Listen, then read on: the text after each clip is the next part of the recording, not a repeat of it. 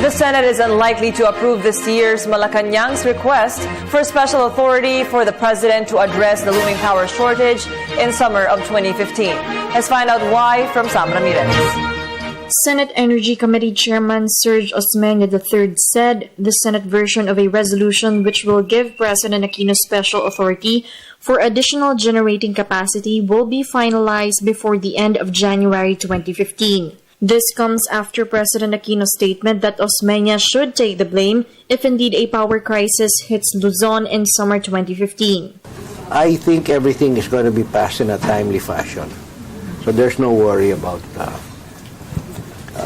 blaming one or the other na kasi you did not pass this or you did not. No.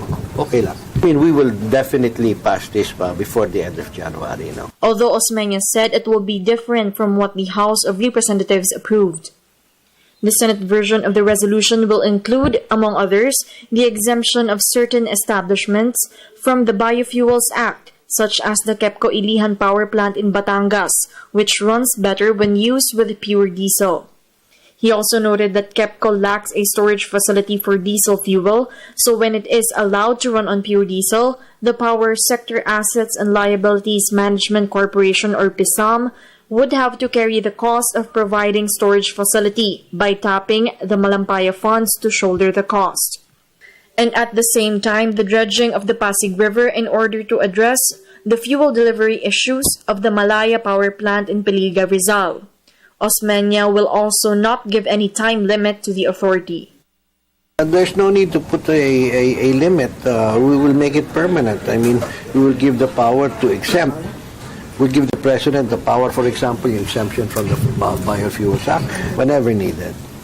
So it will be a permanent. We'll give it forever, unless future Congresses amend it again.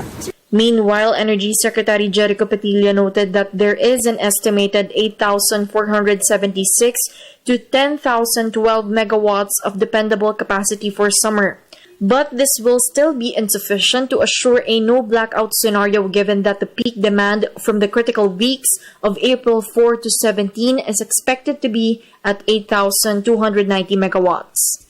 It is my hope na hindi papasa sa consumer because under the Congress version, hindi papasa sa consumers. Ano naman ang Senate version? We don't know yet because nag-TTWG pa lang tayo ngayon. Up to date, the DOE has signed up 424 participants in the Interruptible Load Program or ILP, which has a deloading capacity of 690 megawatts.